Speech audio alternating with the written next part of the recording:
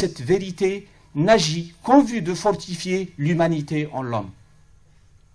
Les préceptes de la charia dans la dimension horizontale, qui ont une relation directe avec le vivre ensemble, sont nombreux et embrassent tous les aspects de la vie, de la société, tels que la sacralité de la vie, les droits de l'homme, les droits de la femme, les droits de l'enfant, la citoyenneté, l'environnement, etc. Mais le temps ne permet pas d'aborder tous ces sujets. La charia dans sa dimension verticale, c'est-à-dire la prière, la zakat, le jeûne, etc. Et cette dimension transcendante qui lie l'individu avec le divin, c'est le vivre ensemble avec l'absolu. Cette connexion ou ascension ne peut se réaliser que si la dimension horizontale de la charia, qui est le vivre ensemble entre les humains, est bel et bien concrétisée. Selon Ahmed Zarruq al-Barnoussi, le grand soufi maghrébin, les actes cultuels pratiqués doivent amener le musulman à avoir le plus beau comportement et les valeurs les plus nobles. La prière doit lui apprendre l'humilité, la sincérité, la bonne intention, le bon jugement, la sagesse, etc. Le jeûne doit lui apprendre la patience, la compassion, l'amour du prochain, la miséricorde, l'indulgence. La zakat doit lui apprendre le partage, la générosité, l'altruisme, l'entraide. Le hajj doit lui apprendre l'endurance, la solidarité, la pureté de l'intention, le respect, etc. Ainsi, on voit bien que le culte musulman lui inculque des qualités qui se manifestent clairement dans le vivre ensemble. Parlons maintenant du deuxième palier, qui est la foi, et qui est interprété par les soufis par « toi c'est moi et moi c'est toi ». La foi, selon Abdurrahman Ta'alibi, est une conviction du cœur. Et cette conviction doit nécessairement rayonner sur l'individu dans son ensemble, aussi bien sur sa personnalité, sur son comportement que sur ses actes. Il est rapporté dans un hadith que notre prophète a dit « Aucun d'entre vous ne croira vraiment à moins qu'il n'aime pour son frère ce qu'il aime pour lui-même. » Le mot « frère » indique que toutes les options sont ouvertes. En particulier, ne limite pas l'acceptation du terme frère à une confession particulière. Le prophète confirme cette interprétation sans distinction par un autre hadith, très bref, de quelques mots seulement, et dont il a imagé la nature profonde du rapport de fraternité qui doit unir les êtres humains. Il dit « Le croyant est le miroir de son frère ». Le principe du miroir est la réflexion qui se manifeste systématiquement dans tout face-à-face avec lui. Il se caractérise par un renversement ou une inversion de l'image. Lorsque vous regardez l'autre, vous ne voyez en réalité que votre propre image, comme si celle-ci se reflétait dans un miroir. Les défauts des autres sont vos propres défauts. Et il est de même quand vous voyez la beauté chez les autres. Ainsi, tout comme vous êtes un miroir pour les autres, tous les autres sont aussi un miroir pour vous. Et de là, chaque individu est à la fois le miroir et celui qui se tient debout devant un miroir.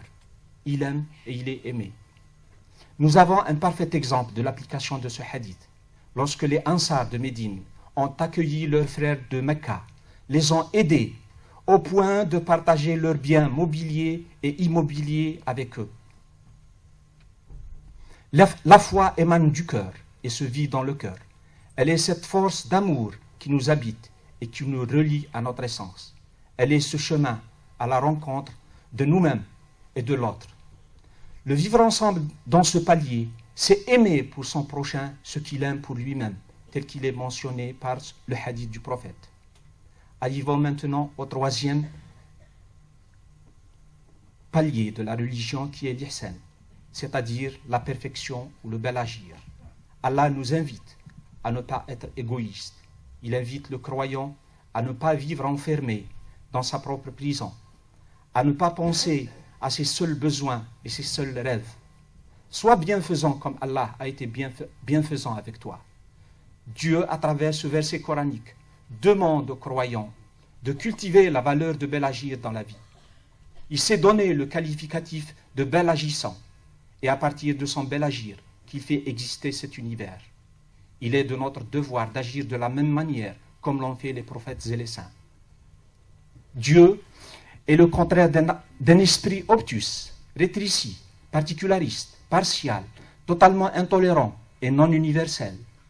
Cet aspect négatif est en revanche personnifié par Iblis, cet interlocuteur de Dieu, se crée sa propre théologie égocentrique, sa propre vérité nombriliste, particulariste et singulière. Il était le premier à rejeter le vivre ensemble, en refusant à se prosterner devant Adam. Pour les soufis, l'ihsan se caractérise par un cheminement marqué chez le cheminant par la vision de la lumière. Cette lumière permet aux serviteurs de saisir le vrai tawhid, l'unicité d'Allah. Ni toi ni moi, mais c'est lui, pour eux, est une évidence. Ils ne peuvent imaginer ou concevoir ou affirmer une existence ou une réalité hormis la réalité de Dieu. C'est de l'association. Shirk. Le Cheikh Al-Alawi, à travers ses confessions, sous forme d'invocation et de dialogue, nous fait goûter ce vrai tawhid. Il n'est de vigilant qu'Allah. Il n'est de caché qu'Allah. Il n'est d'apparent qu'Allah. Il n'est de réalité qu'Allah. Il n'est d'existant qu'Allah. Plus loin, dans sa munajat, il dit « Seigneur, tu m'as enjoint d'affirmer ton unicité et d'en être le témoin. Mais comment celui dont l'existence se dissout en elle osera-t-il l'affirmer? Comment ne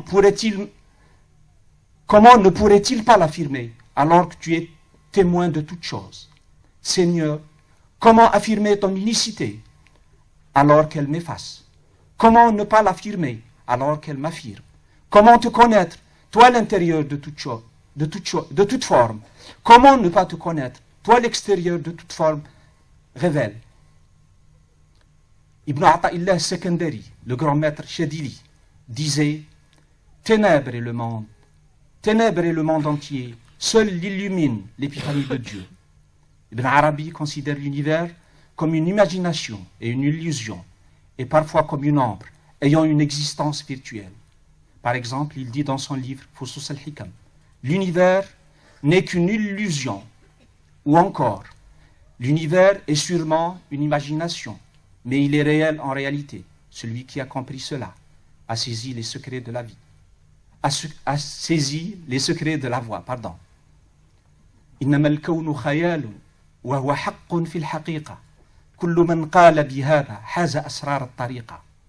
Cheikh Al-Alawi disait, ô voyant, si tu n'es pas trop ébloui, considère dans la création qui est manifeste. Si tu réponds, c'est Dieu le très informé, nous te dirons, voile ce secret. Revenons à Ibn Ata'illah, qui dit, nous ne voyons aucunement les créatures, assurait-il. Y a-t-il dans l'univers quelqu'un d'autre que Dieu, le roi, le seul réel? Lorsque tu regardes les créatures de l'œil de la clairvoyance, poursuit-il, tu remarques qu'elles sont tous comparables aux ombres. Dieu, pour le connaissant, est comme le soleil, qui se manifeste dans tous les êtres vivants et dans tous les objets. Shams Tabriz le mentionne dans ses vers. Quand le soleil de son visage devint manifeste, les atomes des mondes commencèrent à apparaître. Face au soleil de la présence divine, la créature n'est qu'une ombre. Voilà Cheikh Adda Ben Tounes qui dit « Vous êtes le soleil qui ne cesse d'illuminer les mondes. » Bien avant, dans son diwan, il développe ce contraste de soleil et de l'ombre en disant « L'univers et son principe même est aboli par l'essence divine, apparent grâce à sa lumière, telle une ombre étendue. » Pardonnez-moi, je ne veux pas entrer dans la polémique de certains chercheurs, orientalistes et autres. Résumé entre les deux formules, tout est lui et tout est de lui, c'est-à-dire entre le concept de wahdat al-wujud, unicité de l'être, et wahdat al-shuhud, unicité de la vision. Mais je fais allusion, et sincèrement, à la manifestation de Dieu qui se fait dans le cœur du connaissant, parvenu à l'anéantissement de soi, dû à l'ivresse spirituelle, al-fana, où le jeu n'est que néant, seul lui apparent et vivant. Revenons à notre sujet. Ce que je veux dire, c'est que le vivre ensemble dans le troisième palier, c'est vivre avec le divin, et où les créatures sont des irradiations de Dieu. Tajalliyat. Plus exactement, le connaissant ne voit dans tout l'univers qu'Allah, qui est la lumière des cieux et de la terre. Sans la lumière de Dieu, cet univers, avec tout ce qu'il contient comme créature, serait dans les ténèbres, bref, du néant. À toutes les dimensions de l'être, dans toutes les formes de la vie, l'unicité s'impose à travers la multiplicité des formes et des appartenances, et où les contraires se dissolvent dans l'unité. Cette multiplicité se déploie graduellement à partir de l'unicité divine par une succession ininterrompue de théophanies et qui prennent des formes innombrables. Ainsi, le connaissant soufi, contempler le monde, c'est contempler Dieu. Ibn Arabi explique cela en disant « Le soufi voit Dieu en tout être, en toute chose manifestée. » Et c'est pour cette raison qu'il conseillait un de ses disciples en lui disant « Tu ne parviendras dans la religion à aucun but si tu ne vénères pas toutes les créatures. » Ibn Arabi يقول لأحد مريديه لن تبلغ شيئا من الدين حتى توقر جميع الخلائق. Dieu se manifeste par ses différents noms qui représentent les aspects illimités de sa création. Il n'y a pas deux fleurs, deux flocons de neige, deux humains identiques. Chacun de nous est unique, à l'image de l'unique, disait Cheikh al-Bentounas. Au cours de sa contemplation, selon Al-Ghazali, le soufi ne voit apparaître que l'unique, Al-Wahid, car son amour est éteint. Dans l'amour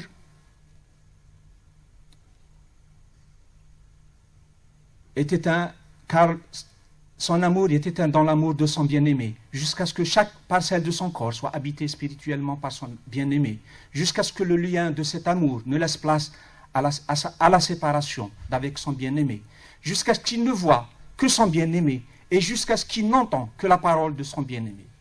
Tout est illusion que la réalisation annihile, excepté le visage d'Allah, qui suffit aux croyants, disait Cheikh Al-Alawi. Le soufi ne voit donc dans toutes les créatures que la face de Dieu, comme disait le Coran. À Allah seul appartenait l'Est et l'Ouest. Où que vous vous tourniez, là c'est la face de Dieu.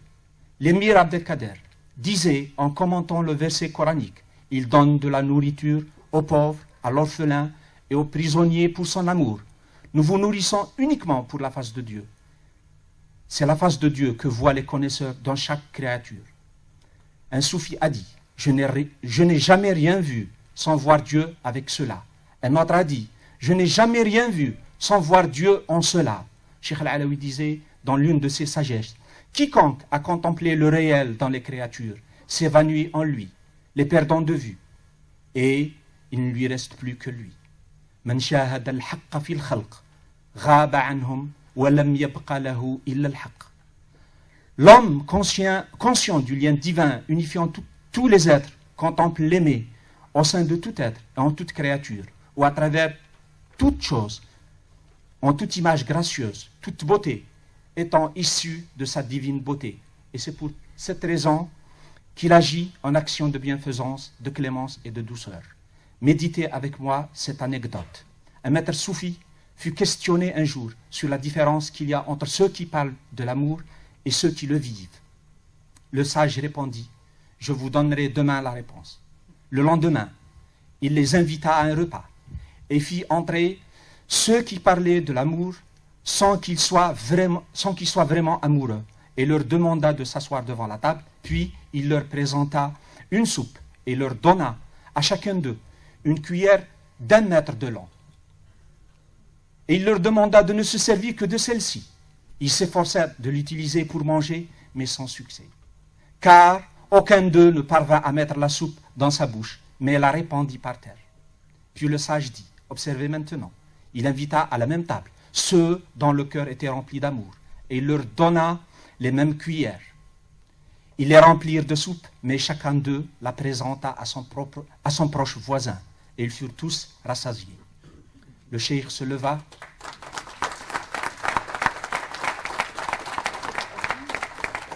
Le cheikh se leva et leur dira, celui qui pensera uniquement à lui-même devant la table de la vie aura toujours faim, mais ceux qui penseront à leurs frères mangeront tous à satiété. Pour le soufi, plus le soufi avance dans son cheminement pour la réalisation, plus il mûrit et plus il se sanctifie à mesure qu'il entre en relation, quand il sort de lui-même pour vivre en communication avec Allah. Al-Junayd al-Baghdadi, qui est l'un des plus grands maîtres soufis de tous les temps, disait « Cela fait 30 ans que je converse avec Dieu et les gens pensent que je leur parle. » Le vivre ensemble, c'est le comportement du bel agissant et qui englobe tout ce qui se reflète positivement au niveau des autres pour devenir un sourire qui se dessine sur son visage et qui apporte la joie au cœur des autres, pour devenir de la science qu'il répand parmi les gens, un effort qu'il déploie pour eux, un bien qu'il ordonne, un mal qu'il proscrit, une peine qu'il allège, un arrangement entre des gens opposés par un litige. C'est celui qui ne fait pas de mal à autrui, ni par l'acte, ni par la parole, et qui accepte les humains tels qu'ils sont. Il ne commet pas de péché et ne blesse aucune des créatures, pour la simple raison qu'il est plongé en permanence dans la contemplation divine. En résumé, le bel agissant est celui qui couvre du bel agir la totalité des gens, disait Ali ibn Abi Talib. Rappelons, pour clore cette intervention, cette réponse de l'émir Abdelkader à Monseigneur Pavie, qui le félicite après la protection qu'il avait accordée à des milliers de chrétiens de Damas, les sauvant in extremis d'une mort certaine. Louange à Dieu seul. Ce que nous avons fait pour les chrétiens, nous nous devions de le faire, par fidélité à la loi musulmane et pour respecter les droits de l'humanité, car toutes les créatures sont la famille de Dieu, et les plus aimés de Dieu sont ceux qui sont les plus utiles à sa famille. Je vous remercie.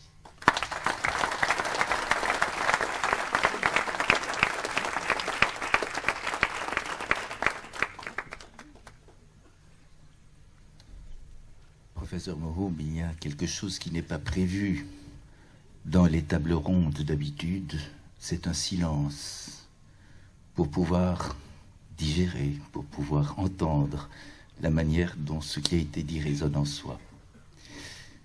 Comme ça.